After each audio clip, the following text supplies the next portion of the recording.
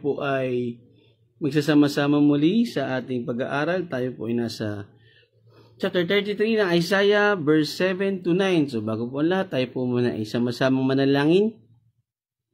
Ama, maraming salamat po sa gabing ito, sa panibagong araw ng karunungan, kalakasan at biyaya mo, Panginoon, na patuloy mong binibigay sa amin. Ang iyong presensya ay ikaw po ang manguna sa gabing ito. Ibayin niyo po ang pamilya ko, ang mga kapatid ko sa Touching Lives, na kami po ay sama-samang mag-aral ng iyong mga salita at patuloy niyo kaming gabayan. At ito ay aming maunawaan at maipamuhay at makapagbigay sa iyo lalo ng papurit karangalan. Ito yung patuloy namin maunawaan ang iyong mga salita, Panginoon, ay ito ang aming buhay, Panginoon. Tinatas po namin ito sa ngalan ng iyong anak na si Jesus. Amen. Yan, so magandang gabi po ulit. Tayo po ay magpapatuloy sa ating pag-aaral. Kagabi nga po ay natapos natin ang verse 5 and 6 ng Isaiah 33, no? So kagabi ay natalakay natin ang pagtukoy sa kadakilaan ng Diyos. At ang kanyang trono ay makikita natin. So maghahari ang Panginoon. Makikita natin sa verse 5, dakila si Yahweh, ang trono niya ay ang kalangitan, maghahari siya sa sayon na may katarungan at katwiran. So alam natin na sa darating na panahon, ang Panginoong Hesus ay babalik at siya ay itatayo niya ang kanyang bagong paghaharian, no? Siya ang mamumuno. At again, tayo po ay pinapaalala ng Isaiah na patuloy tayo sa pag-aaral dahil ito po ay mangyayari, no? So magandang gabi, Sister Irene. Yan. Siya, sa verse 6, siya ang magpapatatag sa bansa, inililigtas niya ang mga kanyang bayan at binibigyan niya ng karunungan at kaalaman. Ang pangunahing yaman nila, si Yahweh, sundin at igalang. So ito yung walang katapusang biyaya ng Panginoon. Ito yung karunungan at natalakay natin na ang pagkatakot sa Diyos ay doon lang magsisimula ang tunay na karunungan at hindi ang karunungan ng mundo. Dahil alam natin ito ay hindi matibay. So magandang gabi, Pastor Dom, at siyempre kay Sir Robert Orsolino. So magandang gabi po. Salamat po sa inyong pagsama. So makikita natin kagabi ay natalakay natin itong dalawang verse na to at tumutukoy ito sa kadakilaan ng Panginoon at patuloy tayong pinapaalalahanan na tayo ay manumbalik sa Diyos. Kasi sa darating na panahon, ito yung kanyang gagawin, no? So tumutukoy ito sa kanyang pagbalik. At syempre ang Jerusalem, ang Israel ay ang kanyang bayan na kasama rin ang mga sa kapanahunan natin ay ang mga tunay na nampalataya sa Panginoon. Sa verse 7, tuloy natin, ang matatapang ay nagpapasaklolo. Ang mga tagapayapa ay naghihinagpis. So sa King James Version, behold, their valiant ones shall cry without. The ambassadors of peace shall weep bitterly. So ang talatang ito ay medyo mayroon tayong nakikitang kalungkutan ng mga tagapanguna. So talata ay may tema ng may hangganan o limitado lamang o ang kakayahan ng tao ay mayroon lamang na specific na hangganan, no? So makikita natin, mga kapatid, na ang mga tao ay may kakayahan. Subalit ang mga taong ito ay nakakaramdam din ng pagkapagod, ng takot, ng frustration, no?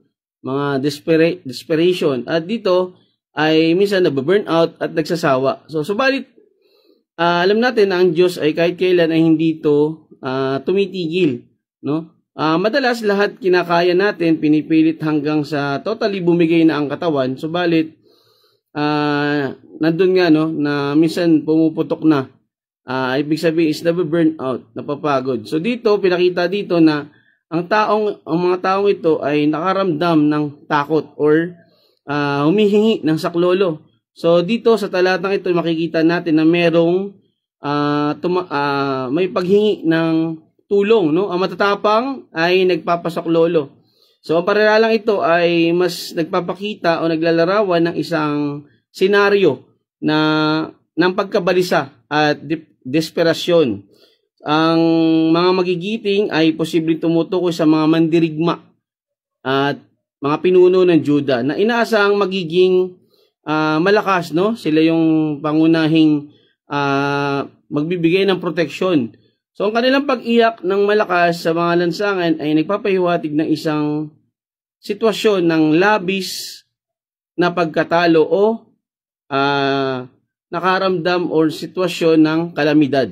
So posibleng ito ay tumutukoy sa banta ng Assyria na alam naman natin sa mga nakaraang araw, mga nakaraang pag-aaral, napatalakay natin na sila ay paparusahan ng Panginoon at dito ay gagamitin ng Panginoon ang Assyria. So sa banta ng Assyria sa ilalim ni Haring Senakherib na nagdulot ng malaking panganib sa Jerusalem at nagdulot din to ng pagkatakot at pagkabalisa.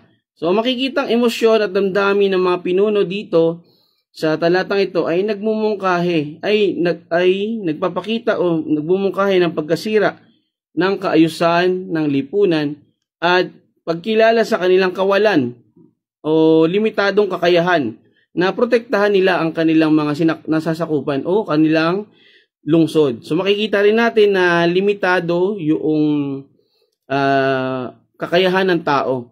At hindi lahat talaga is totally unlimited yung strength or lakas or yung proteksyon na ibibigay nila. Kung sarili lamang nila ang kikilos ay mauubos din, no? Kaya nga 'di ba, ang mga namumuno o mga hari ay mayroong mga tauhan para itong kanilang paggalawin para hindi sila mapagod.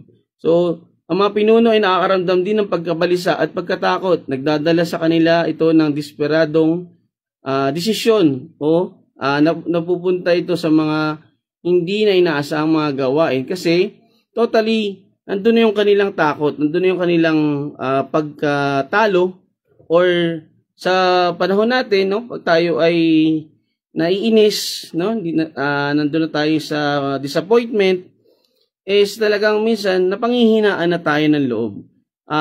Naalala ko tuloy yung sinasabi ko lagi sa sa mga mini-mentoran ko sa dati sa sapatos, no. Sabi ko, don't expect the best, no. Expect yung hindi talaga totally maganda kasi pag nakita mo na maganda yung sapatos, matutuwa ka pero hindi lahat ganoon eh. So nangyayari, nadi-disappoint ka, madi-discourage ka, magki-quit ka. So nandun yung totally pagkatalo mo, no? So again, ang basehan dito is yung limitado lamang ang kakayahan ng tao. So hindi lahat ng gusto mo ay mangyayari, hindi lahat panalo ka, hindi lahat makukuha mo. So again, andito yung pagtuturo sa atin ng Panginoon.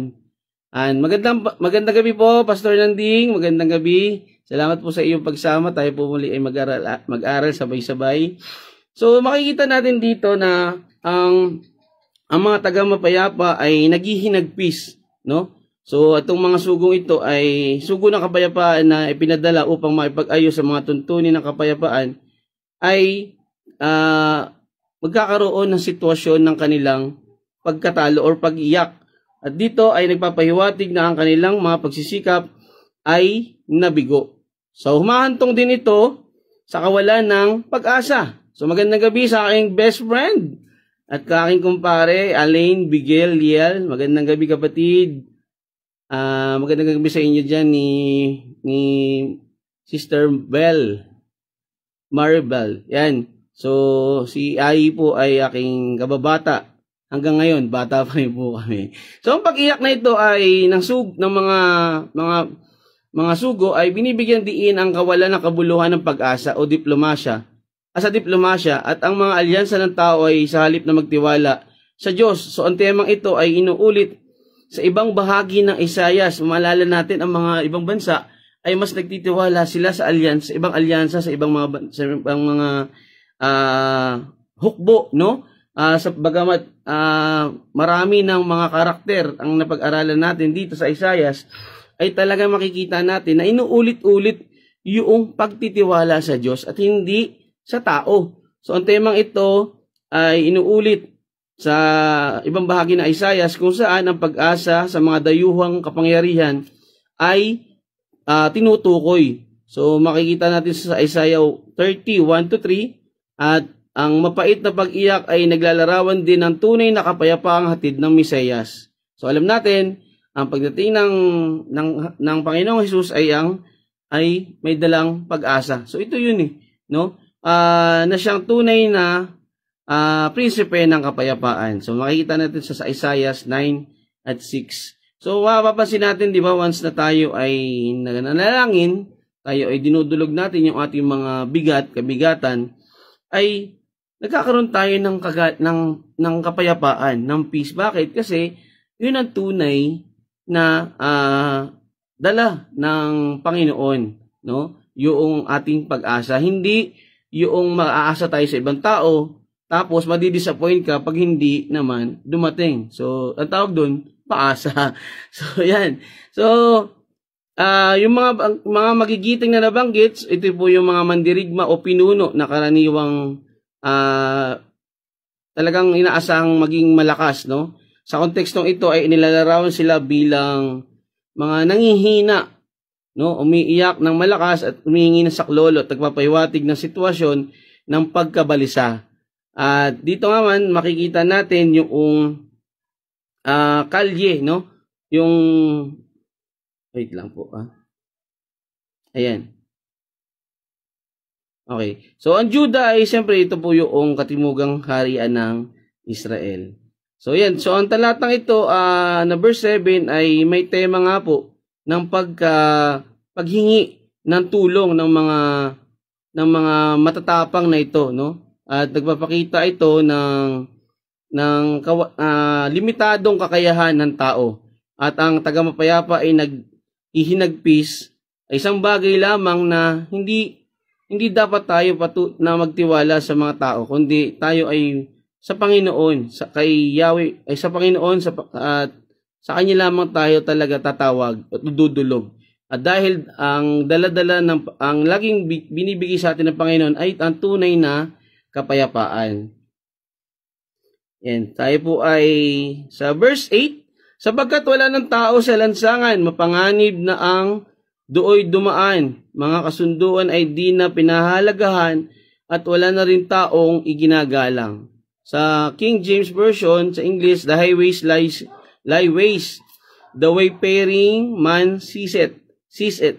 He hath broken the covenant, he hath despised the cities, he regarded no man. So ang talatang 8 ay may tema ng kawalan ng pag-asa sa lupain. At nagpapakita rin ito ng nabaliwalang kasunduan. So sapagkat wala ng tao sa lansangan, tumutukoy ito sa panahon ng pagkatiwangwang o pagkagambala ng lupain. So malamang dahil sa isang banta, no? Sa isang nalalapit na pagsalakay o pagkumkob. At dito nga po, alam natin na ito po ay tinutukoy dito ay ang Assyria. Dito sa sinaunang malapit sa silangan, ang mga daan ay mahalaga para sa kalakalan at komunikasyon. Ganun din siyempre sa ekonomiya. Maalala natin na may nabanggit sa mga unang bahagi ng Isaiah na tumutukoy na naapektuhan na o sinira na yung mga pangunahing lugar ng mga bansa, no? Ito ay nagpapakita ng pagbagsak. At ito yung paghatol ng Panginoon.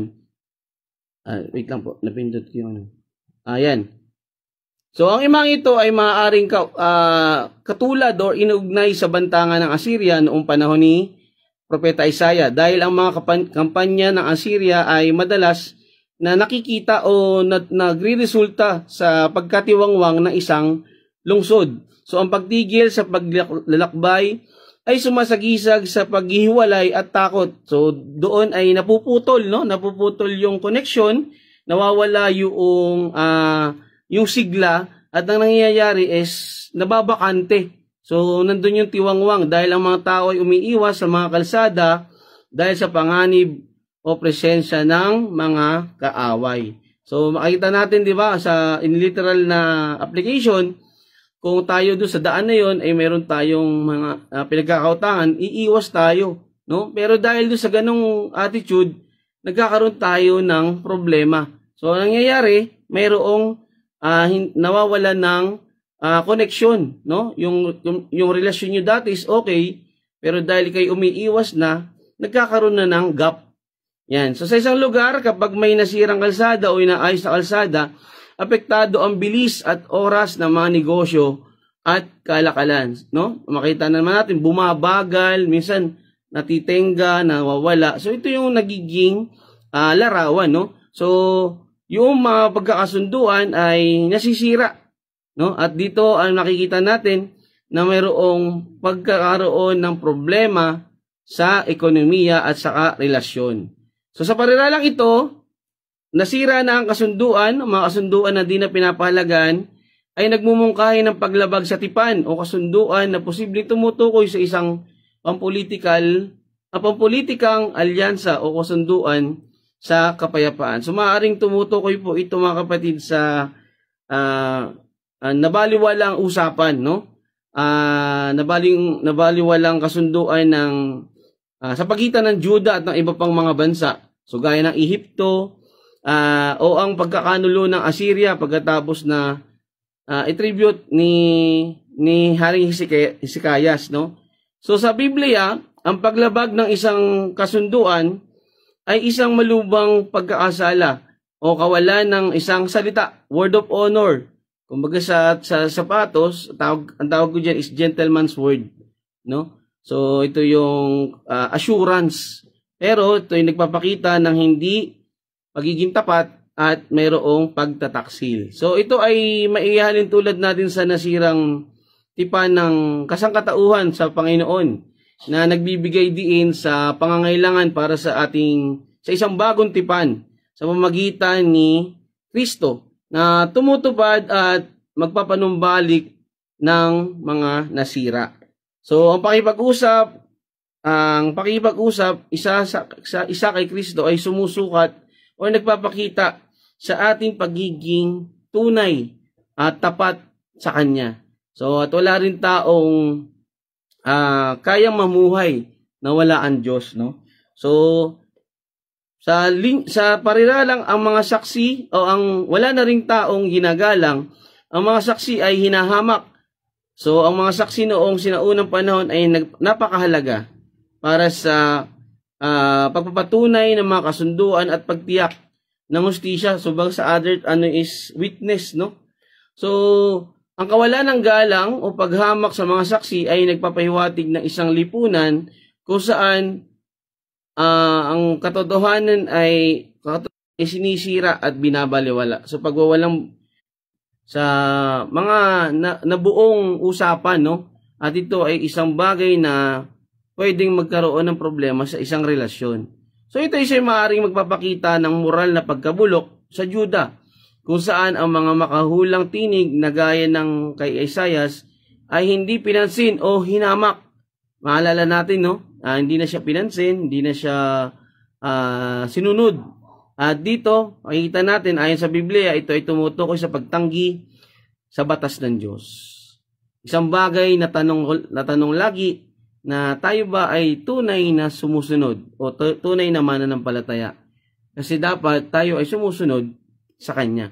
So, at sa Kanyang mga mensahero, sa Kanyang mga propeta, sa mas malawak na kahulugan, pinapakita dito na ang pagtanggi nila sa Panginoong Hesus. Ang pinakauling saksi sa katotohanan ng Diyos na hinamak at initakwil ng mga tao. So, maalala natin mga kapatid, no, sa ating kapanahunan, may mga bagay tayo na nagkakaroon tayo ng agreement, no? Agreement. So, mayroon tayong business agreement, business proposal or assurance. Subalit minsan ang nangyayari ay hindi nagiging tapat yung tao, mayroon palang problema, hindi sinabi, at nauwi sa dysfunction or pagkasira noong partnership. So, tulad din sa atin sa Panginoon, tayo po ay ayon sa ating pakikipag-isa kay Kristo, tayo ay mayroon ng matibay na relasyon sa Kanya. Subalit sa mga taong patuloy na tumatalikod, ay alam natin na ito ay mayroong kapahamakan or consequences. So, ang pariralang ito ay nagpapakita at naglalarawan ng isang malalim na moral at etikal na pagbaba or pagbagsak kung saan ang dignidad at buhay ng tao ay bumaba or nawala yung halaga o yung worth is totally nag-drop, no? So, yung bilang, yung value as a person ay nawala yung credibility mo, no? Credibility. Sa makasaysayang konteksto, ito ay maaaring tumutukoy sa karahasan at pang-aapi sa panahon ng pagsalakay ng Assyria o panloob ng katiwalian sa Juda. At ito po ay ang pagwawalang bahala sa buhay ay kabaliktaran sa turo ng Biblia tungkol sa likas na halaga ng sangkatauhan bilang mga tagapagdala ng imahe at ng salita ng Diyos. So tandaan natin na pagwawalang bahala na ito sa uli ay itinutuwid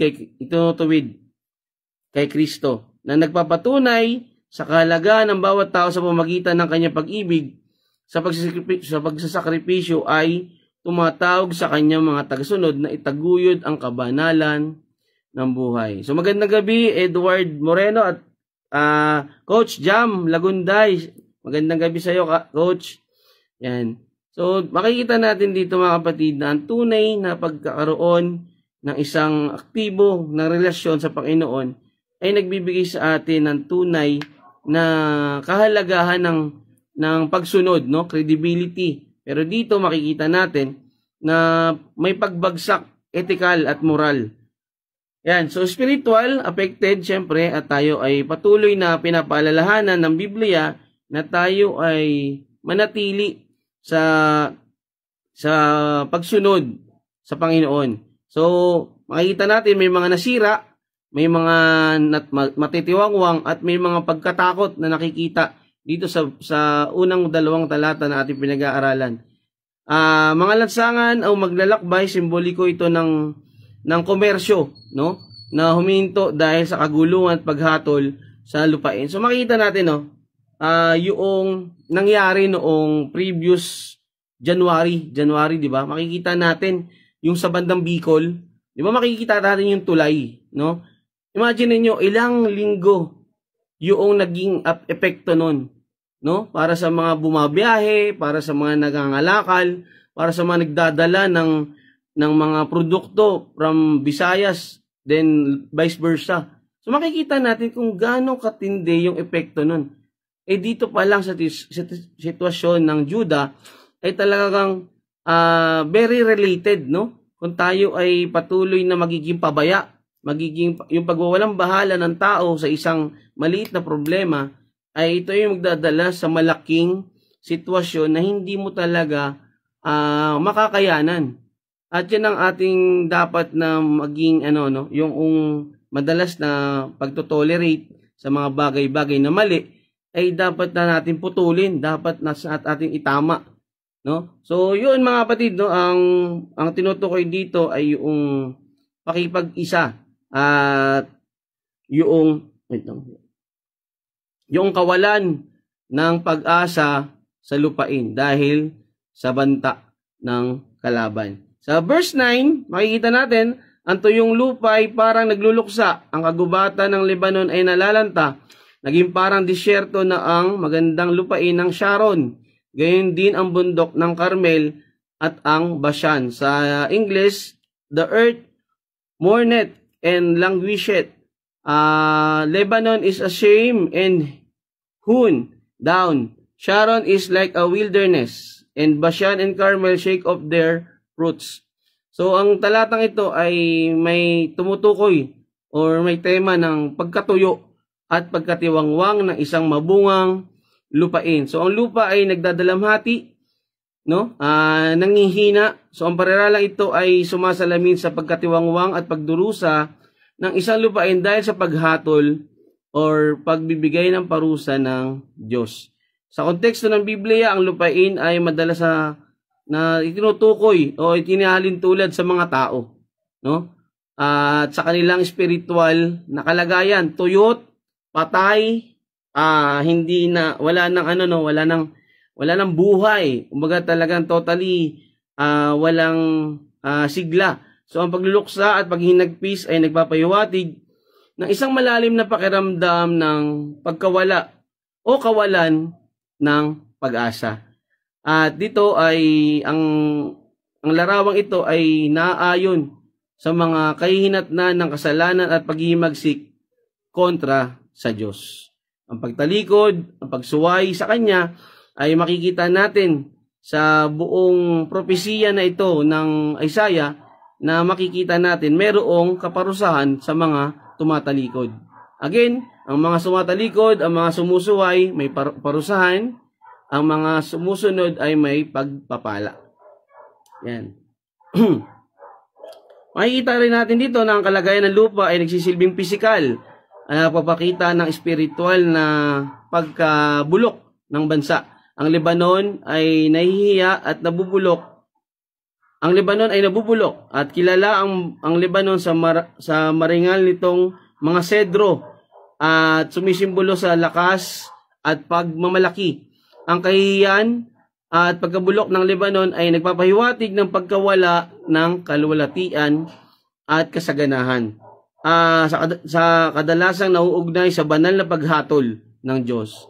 Sa kasaysayan, ang mga kagubatan ng Lebanon ay pinagmumulan ng kayamanan at kagandahan at ang kanilang paghina ay magiging isang malakas na imahe ng pagkawasak. Ito ay maaaring konektado sa mas malawak na tema ng soberanya ng Diyos sa mga bansa at ang kanilang pananagutan sa Kanya. Makikita natin na talagang may epekto, no? May epekto ang hindi pagsunod, ang hindi pagbibigay o ang mga pagwalang bahala sa mga salita ng Panginoon. Makikita natin dito na mayroong pagkabulok. Tumutukoy sa tao, sa kanilang spiritual na pagkabulok. So ang pariralang din ito na naging parang disyerto na ang magandang lupain ng Sharon ay ang Sharon kasi is kilala sa pagkamayabong at kagandahan, no? Na may kagandahan na parang isang kapatagan, no? Kapatagan ng Sharon. Ito ay naging parang disyerto at nangangahulugan ng isang matinding pagbabago o nakakalungkot na pagbabago mula sa isang masaganang lupain na naging o nag-lead into parang baog, no? Or yung parang totally wala nang sigla, wala nang health na makikita. At dito ay makikita natin na nagsisilbing itong paglalarawan ng paghahalintulad sa spiritual na pagbagsak or pagkawasak na bunga ng pagtalikod at pagsuway sa Panginoon. So ang pagbabagong anyo ng Sharon sa isang disyertong larawan ay binibigyan ng matinding larawan ng kalubaan ng paghatol at ang pagbaliktad ng mga kapalaran na dulot ng kasalanan. So makikita natin mga kapatid, no? Sa panahon ni Isaiah, ang mga bansang nabanggit is nakita natin yung pagsuway, yung pagtalikod, yung pagkontra sa Panginoon. At makikita natin kung ano yung pwedeng mangyari. Tandaan natin itong mga to is nagpapatuloy yung ganitong sitwasyon. Nagpapatuloy yung relevance, no? Related, akma sa sitwasyon sa kapanahonan natin na maraming tao ang tumatalikod sa Panginoon. Marami ang sumusuway at hindi kumikilala, no? Yun ang pinaka-worst doon. At minsan talagang mayroon pa dong blasphemy, no? At makikita natin na siguro sila ay physical na mayroong masaganang pero yung spiritual nila ibagsak, no? Ay bakit nga ba maraming mga property pero nandun pa rin yung worries, no? Nandun pa rin yung bagabag kasi bagsak yung spiritual na nila pamumuhay.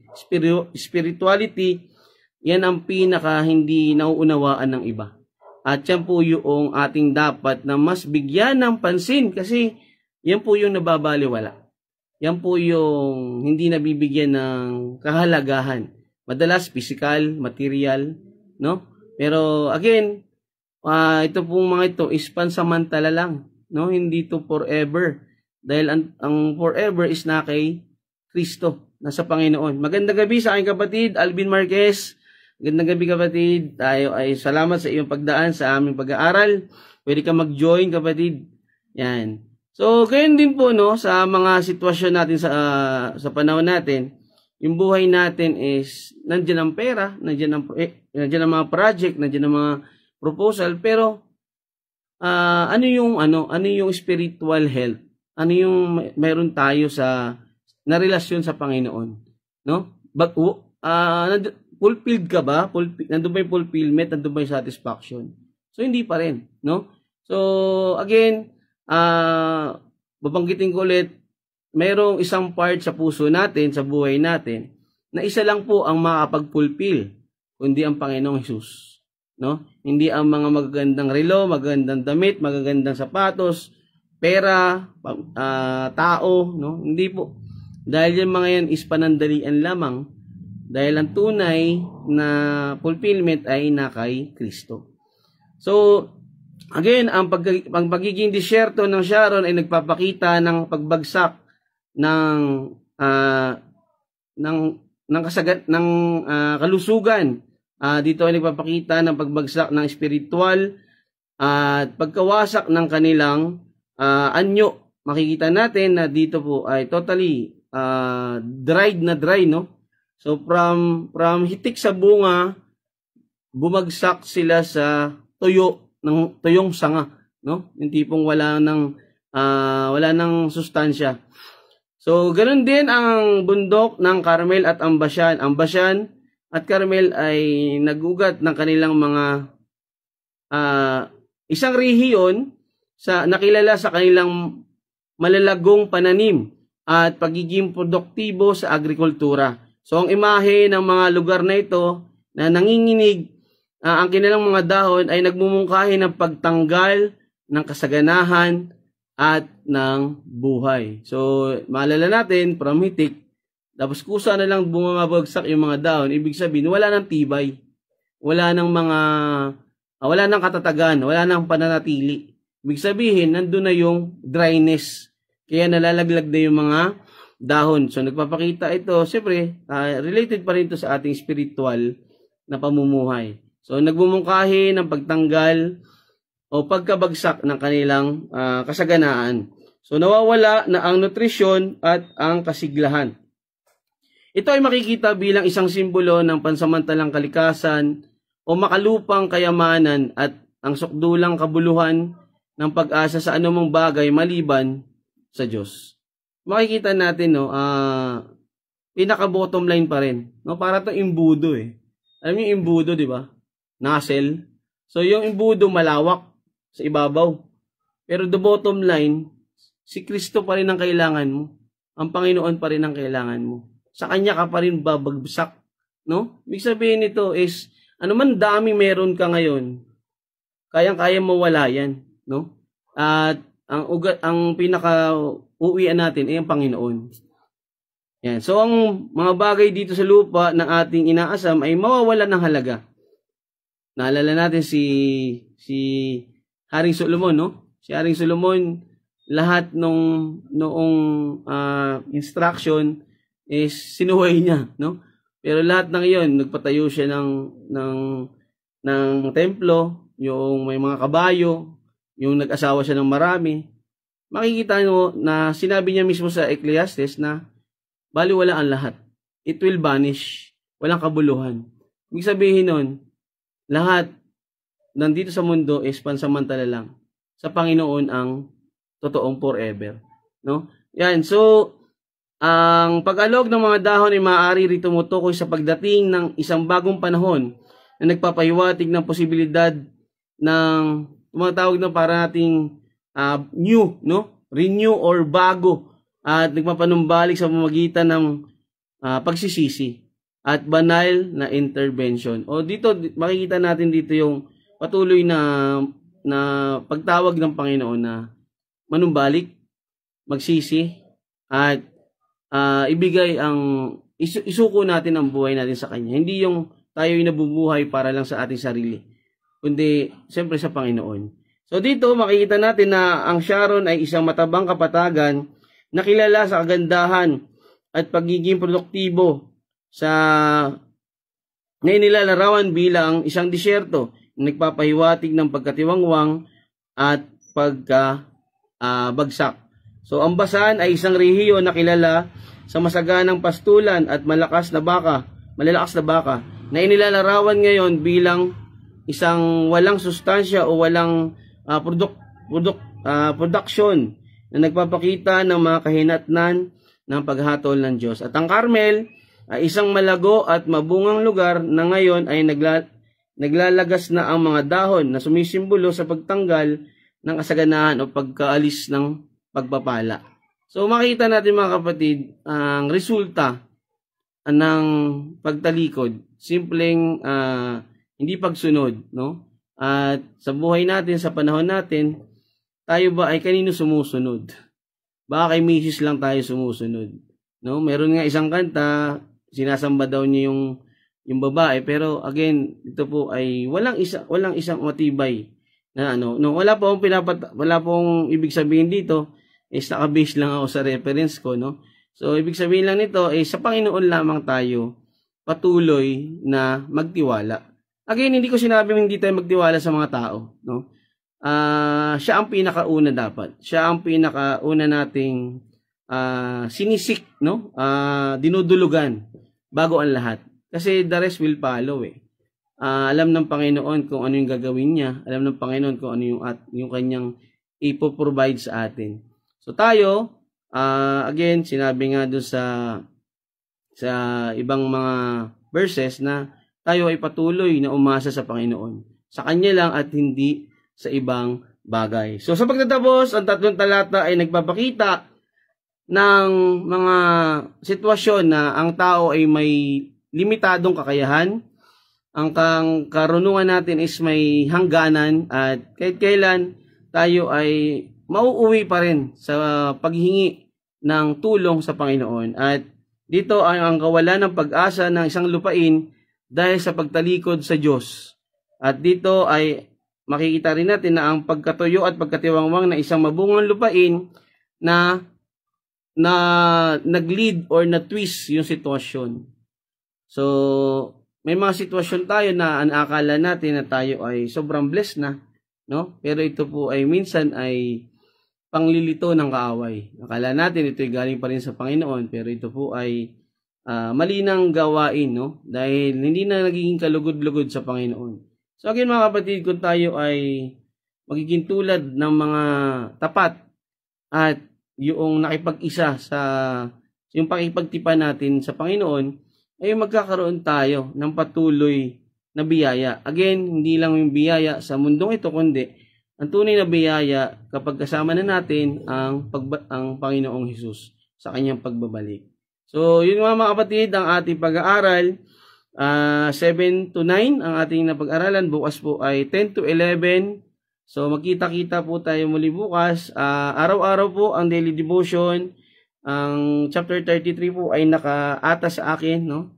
At sa chapter 34 si Pastor Dom naman. Pero yun nga po, ito po ay hindi to namin ginagawa para lamang ipakita na kami nag-aaral, kundi ito po ay pagbabahagi ng salita ng Panginoon. Ito po ay may pagpapaalala sa atin. Hindi lang po kayo ang natututo, hindi lang po ako, kundi dapat marami ang makaalam.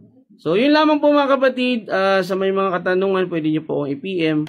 Pag hindi ko po masagot, itatanong ko sa aking Pastor Dom. So, yun lamang po. Sabay-sabay po tayong manalangin sa ating pangwakas.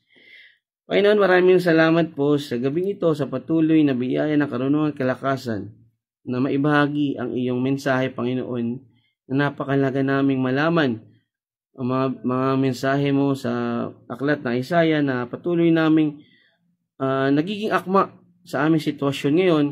Ay nagpapasalamat po kami sa patuloy na pagpapaalala sa amin it's a daily reminder for us na patuloy kaming sumunod sa iyo, patuloy kaming magtiwala sa manampalataya, Panginoon. Dahil ang tunay na buhay ay mararanasan namin sa piling mo, Ama. Gabayan niyo po ang bawat isa, ang pamilya ko, ang mga kapatid ko sa Ching Lives, na patuloy kami nag-aaral, at ang mga kapatid ko na napadaan sa live na to ay sana po panoorin nila ang recording, Panginoon. Maraming salamat po, Ama. Patuloy po ulit kami humingi ng gabay sa iyo. Tinataas po namin ito sa ngalan ng iyong anak na si Jesus.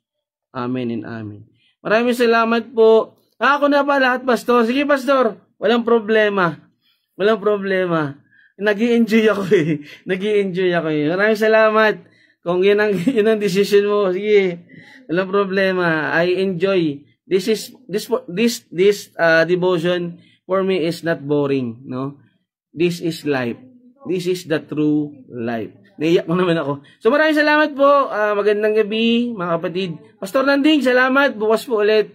Ako ulit mga kasama mo, Pastor Nanding. Baka sabihin mo, bumata si Pastor Dom, ha? Medyo tumaba ng konti, no? So magandang gabi po. Sa Diyos lang po po rin parang to God be the glory. God bless po. God bless.